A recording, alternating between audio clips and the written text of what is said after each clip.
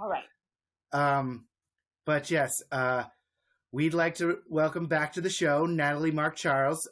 She's a good friend of the show. She's an executive coach. She's specializing in career management. Last time we saw her, she was developing her own freelance style and getting in more into career coaching. So we're very happy to catch up with her and know what's going on. And currently, she's an HR consultant for HR Connect and Chief Human Resources Officer. Welcome back to the show, Nathalie. Thank you so much for having me back. It's been a while since we last spoke. I know. So, like, that's what I want to ask. I mean, also, since we last spoke, there like the pandemic has been like 2 years. There's been a lot of different things that happened. So, I'm really interested to hear like what does that mean for your business? What does that mean for like you as an HR consultant? I would love to hear more about what's been going on with you.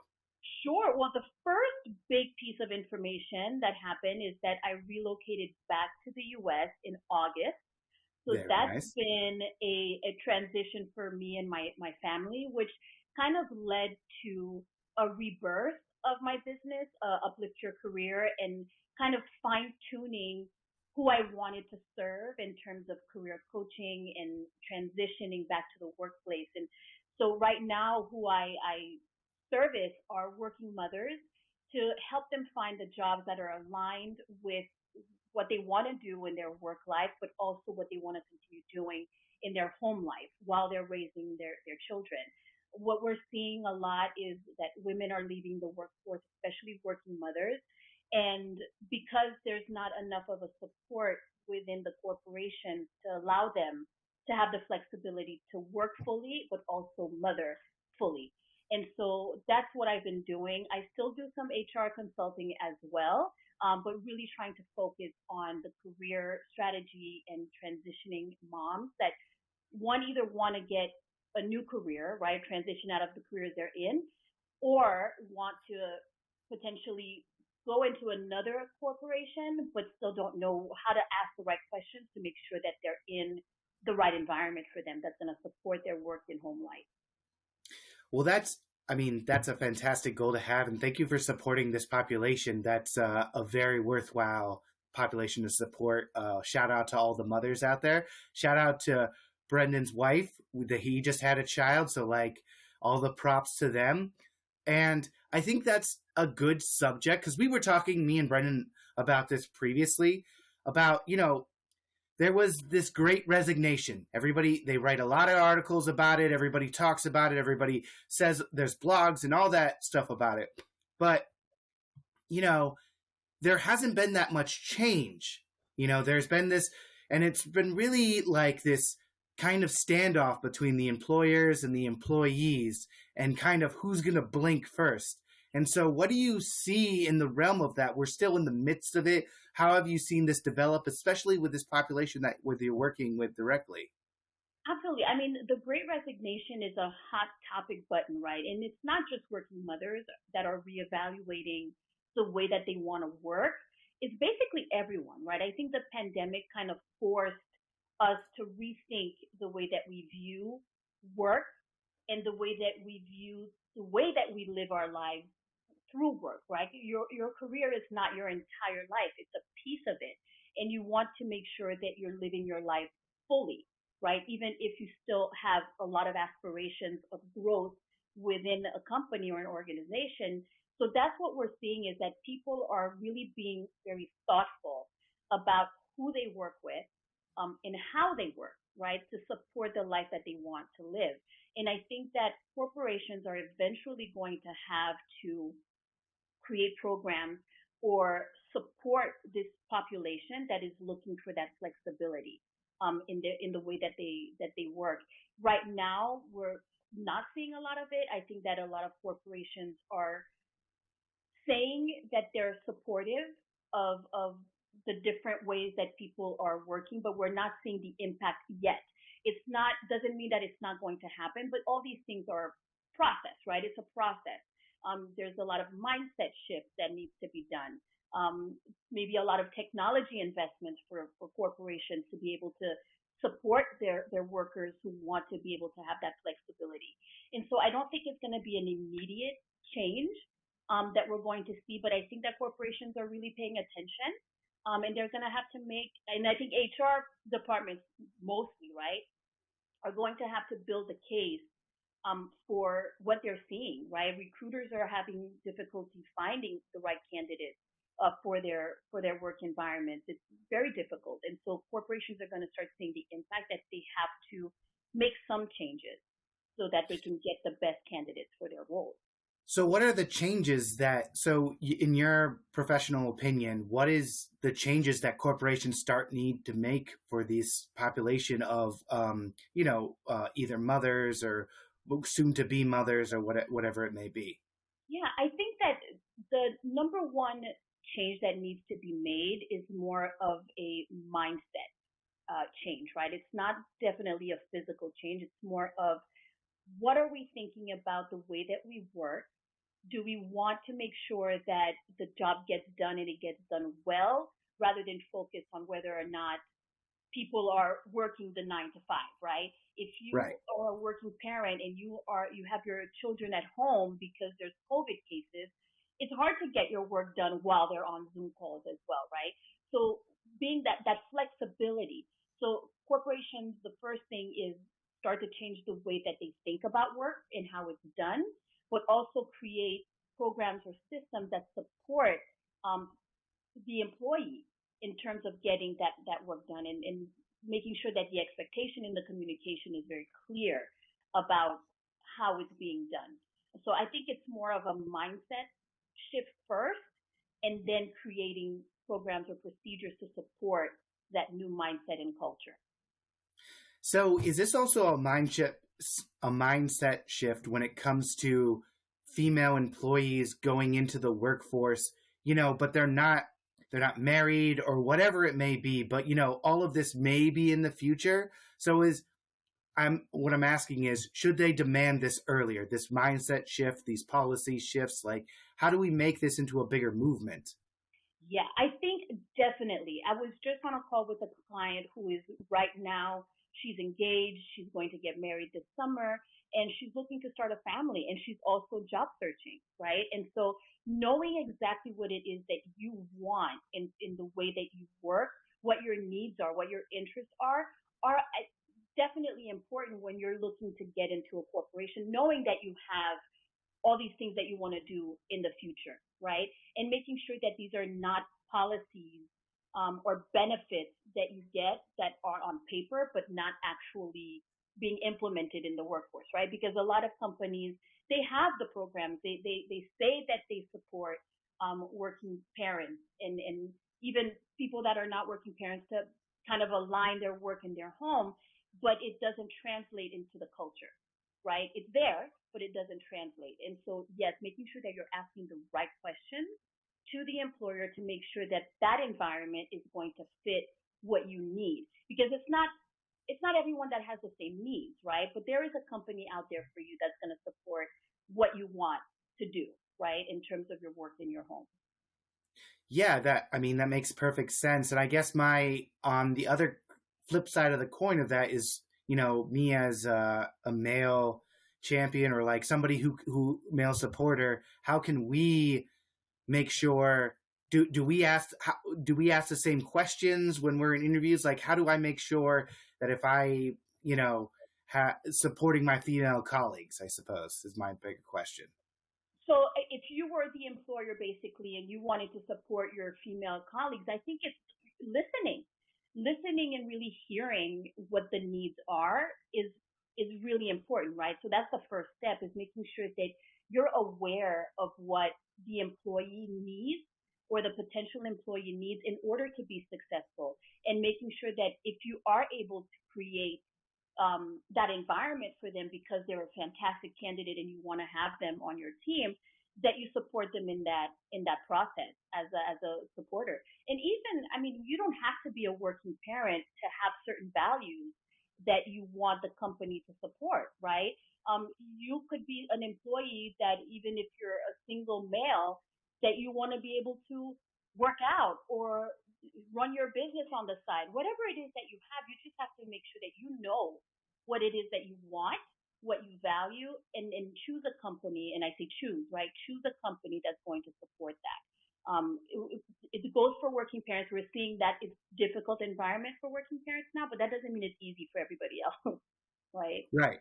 No, I absolutely. I think the name of the game is flexibility. I think that we've talked about this a lot before, that this is a new reality we all live in, and and employers need to start listening to their employees and understanding that, like, what we really want is flexibility. Like, somebody designed the 9 to 5 like 100 years ago, and we still use this for like no apparent reason. So, Right, right. yeah, Is there a reason? What is the reason? Why do I need to be in the office? A lot of that. And I think the word that came to my mind when you were speaking was empathy, right? Understanding that people are dealing with a lot more than we were dealing with 3 years ago, even, right? Yeah, right. 3 years ago. And so leading with empathy is really important as female leaders, as male leaders, leading with empathy, understanding that you're looking at not just a worker, you're looking at a human being that has things going on in their lives, right? It doesn't it doesn't need to impact the way that they work or the quality of the work if they feel supported. Yeah, and I think this leads actually perfectly into the activity that we kind of wanted to do today is we've talked about this before, like before when we had a bunch of career coaches on, we had you on, we've talked about your methods and practices, but I really wanted to give a concrete example to somebody out there to be like, this is what you should do in these circumstances. So this is kind of the series that we've been developing. So today we're going to try an informational interview, and I'm going to be the person in the company. I'm going to be a trainer at a fictional company. I want to make this very clear. And Nathalie here has reached out to me and asked for an informational interview, and I've given my time. And so she's going to be asking me certain questions to kind of get into the understanding of what is this company, does this fit for me? And that's kind of what I wanted to model here. And before that as well, I wanted to really, now that we didn't really talk about this before, but ingrain some of those questions that you had for this population that you work so closely with. So yeah, that's the scenario. I'm gonna put on my acting face. I'm gonna put it on, and yeah, let's just pretend like we are. Sorry, go ahead. Can I say something? So before we start, what I want to just make sure that everybody understands is what an informational interview is, right? So an informational interview is not necessarily a job interview. It's what it is. It's what the name says. It's an interview to request information from someone in a field that you're looking to get into, or a company that you're looking to get into. So it's to gather information to make sure that either this is the career that you want to go in or the company that you want to work for, right? So yeah, I wanted to say that before we go into our role play. I think that is a beautiful clarification. Thank you for giving that clarification. Like you said, it's just about getting the information. So it's more for you, right? Like, this is not, hey, I want to impress this person. It's like, hey, I want to figure out, do I like this person and this company? So yeah. Yes. All right. So, and we can go in a scene. Let's pretend like it's kind of like informational interview will be coming in these days too, like virtually. So let's pretend I just logged on to Zoom and boom. So I just say, hi, Nathalie. Hi, Daniel. Thank you so much for meeting with me today and to share some information about your industry with me. No, absolutely. I'm so glad you reached out to me on LinkedIn. I'm more than happy to share what I know. Thank you so much. So as you know, as I mentioned in my email, I am looking into getting into the HR training field. And I know that you're an HR trainer within your company. So I wanted to ask you a few questions. Tell me a little bit about how you got started in this field. Yeah, so mine was kind of like a wild ride. Like, I never thought I would be in HR. I did do a training and work in education before. I have an education degree. So I basically went from working at like nonprofits where I did some training as well. And then kind of wanted to get into this industry. And but prior to this, I didn't even think about the idea of a trainer, or like, you don't link up the job description with the name. But when I saw this, I thought, hey, this has educational elements. Yes, it's an HR, but like I'll be training and doing other stuff. So that's like where I came from. Yeah, and I wanted to like get into international development too. So yeah. That's amazing because a lot of times we forget about what skills that we have that would be, part of a new job or a new career that we want to get. What would you say, apart from education, having a degree in education, what are some of the experiences or even certifications or degrees that somebody would need to have in order to break into this industry?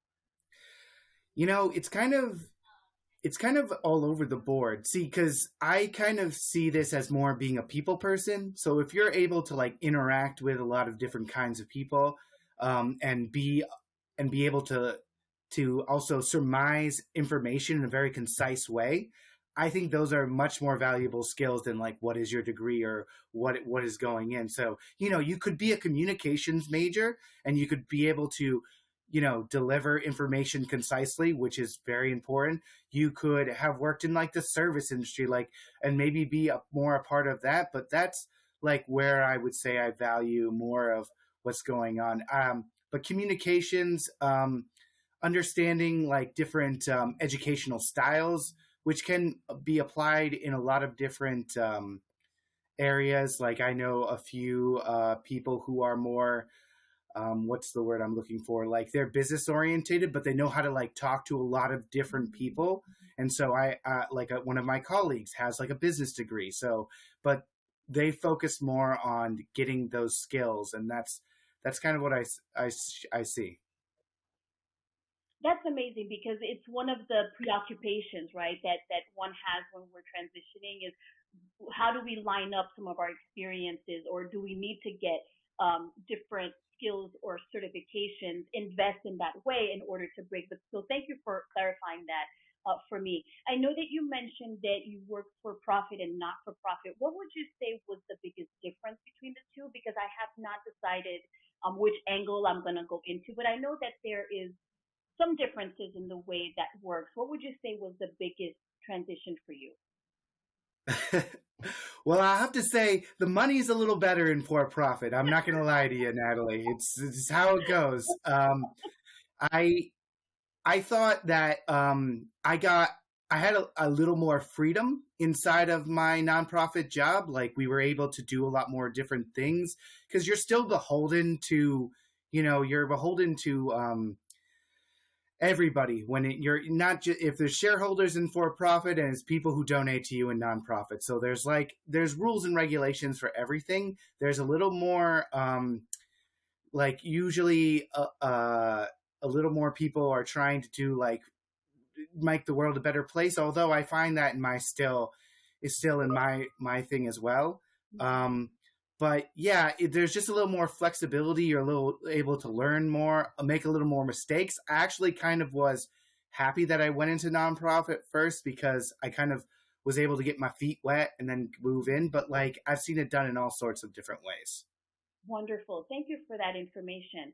So in terms of the current company that you're working at, and I know that there are some positions available, how would you describe the culture? And what do you like most about working there? So I would say that the culture is very welcoming. Like a lot of people, they work with a lot of different kinds of people across a lot of different spectrums.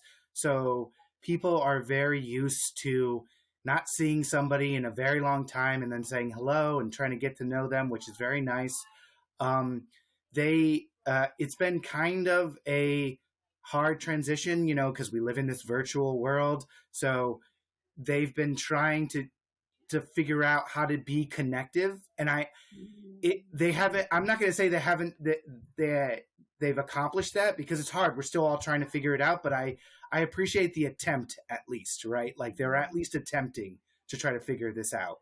So that I really like. And I really, for me personally, I like that my job is very flexible, that they are the job, it's more important about when the job that the work is done than when the work gets done. So like that's something I really enjoy at this position as well.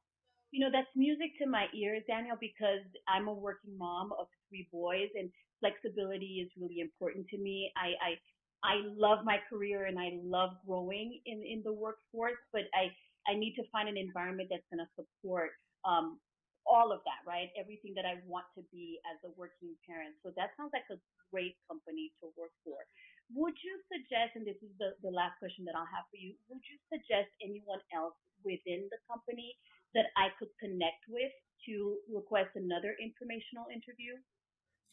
Yeah, I mean, there are. I mean, what are you looking for when you're trying to get this? What are you looking for when you're trying to get this informational interview? I mean, like, I can suggest another colleague of mine that works in another department. Yeah, that would be great because what I'm trying to gather is kind of the different people that are possibly within the same role as you and how they were able to get into this workspace and into the jobs that they're having. What was their trajectory, but also different perspectives about how they see the industry and its growth and where it's going. Okay. Yeah, I mean, I can definitely try to shoot somebody an email and see if they'd be willing to meet with you. So yeah. Beautiful. And actually, I do want to ask you, where do you see this industry progressing as the world kind of changes with the situation that we're in now with the pandemic? Well, that's an interesting question, right? Because I do think that this is shifting because like people get into this industry for different reasons than they like 5 years ago you'd want to get into this industry to travel, but like is travel possible anymore? Like it's not really possible that much, or like travel is more necessary. There if you're going to be traveling, you have to have like a necessary reason to travel. So that might be something you need to think about. But yeah, in 5 years, who knows what this industry will look like? To be quite honest, we are going more towards a model where the field offices have their say. So it's more. I don't know if we're disconnecting or reconnecting. Quite hard to see. Right. I can understand that, right? We can't really see what next year is going to look like, so much less the next 5 years. So we have to just kind of adapt. And so thank you so much for your time, Daniel. That was so informative, the information that you gave me. Would you mind if I sent over my resume? Maybe you can take a look at it and give me any feedback about what needs to be changed or reviewed so that I can start applying for different roles? Yeah, I mean, I know I'm not the decision maker on this, so I can probably give you a little bit of feedback, but just to let you know, I can't you know, process it further than that. That would be wonderful. Any feedback would be welcome. All right, no problem. Thank you so much. No problem. It's great talking to you, Nathalie. Thank you, Daniel. And scene. I tried to make it. I should have made it harder, but you're just so nice. It's really hard to be like, screw you. Like I'm not doing anything for you. So Yeah, you know what it is? I think that when somebody gives you one, it's for the person that is being interviewed, don't accept an informational interview request if you're not willing to provide the information, right? And I think right, the questions that you ask are typical, right? Because you ask me for some follow-up questions as if, well, what exactly are you looking for, right? And you also made clear to me that there's a level that you cannot go beyond, right? And so right. that was very informative. And I think that for the person that is interviewing, right, me myself asking you, I have to be thankful for the time and the information that you gave me. And I think that the time slot in which we did this was perfect because you don't want to take too much time. You want to get straight to the point and make sure that you write down the questions that you want to ask and you analyze that information. And if you feel like you need additional information or a different perspective, you can request somebody else that they can connect you with, right? Either within the organization or somebody else. Because you never know where this relationship is going to go. It could be a mentorship, right? A mentorship opportunity that this person now becomes your mentor. Or the person may really like you right? The point is not to find a job, but the person may end up liking you so much that they connect you with a job within their company or even outside of the company. It's your network. It's your networking opportunity for the informational interview. Yeah, I think that's great. I do have just a follow up to this. Is like I was wondering what is something that you would hear within, because you, like you said, you're a working mother. Like, what is something that you would have heard if something within that informational interview, which is like huge red flag, like Oh yeah. I think there are so many. But if somebody says to me like we're highly dedicated, fast-paced working environment, we value, we work in an ambiguous environment. If I'm a working mother, me myself, right, Nathalie, thinking ambiguous environment, fast-paced, we're high speed. I'm thinking, how much is it really a 9 to 5, or is this going to require me to work extended hours, right? And what does that right, mean for me and my family if I do that? It doesn't mean that you can't. It just means, does this align with the life you want to live, right? All three of my kids are in soccer, right? And we start soccer at 5, we end at 8. We're home by 8:30, 9 o'clock. And so any working environment that requires me to be logged in, right, during those times is not a fit for me. And so that's a good question, right? What are the red flags for you? Those would be red flags for me, but making sure that you have these exactly what you write down exactly what you don't want to hear, right? mm, What are your yeah, expectations? What would be a red flag for you? If it's if somebody says to you, well, we're a startup, so everybody does everything. Some people love that, right? It's like, oh my gosh, right. I get to learn about operations, I get to learn about finance, I get to learn about a lot of different things. But some people, they just want to focus on what they want to do. So red flags, there are some standard red flags, but the red flags are really what you are looking to get out of an organization and what those red flags will mean for you. Yeah, that's a great. I think a lot of the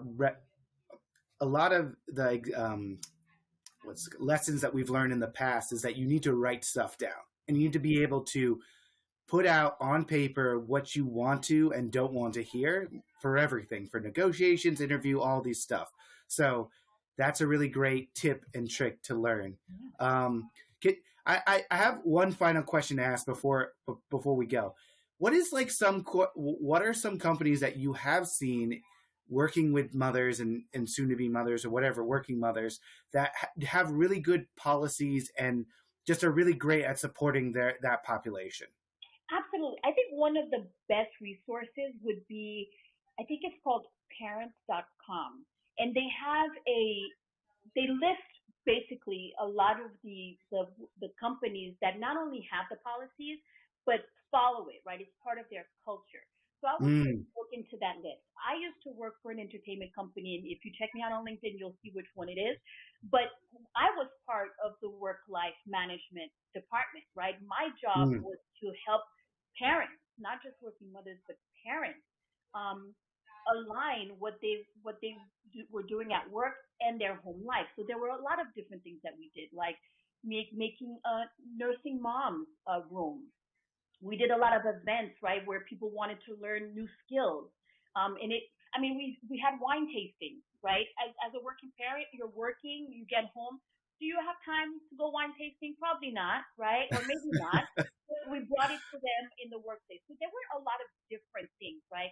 But I mean, those are some of the fluff. But we also had programs around helping people with adoption assistance. We had a lot of different programs that catered to a um, broad employee base, right? And so that was probably the first company that I worked with that I saw do this and do it excellently. And I think a lot of companies are following in those footsteps. But I would say consult those, I think it's Working Mother or parents.com that have lists of companies that really support, like they walk the talk, right? Basically. right. Well, that's great to hear. And we hope that all of you out there have time for wine tasting. Everyone should have time. But before you go, Nathalie, tell us all the things about you and like where we can find you if we'd like to get more advice or things along that nature. Absolutely. You can follow me on LinkedIn, which is my preferred place.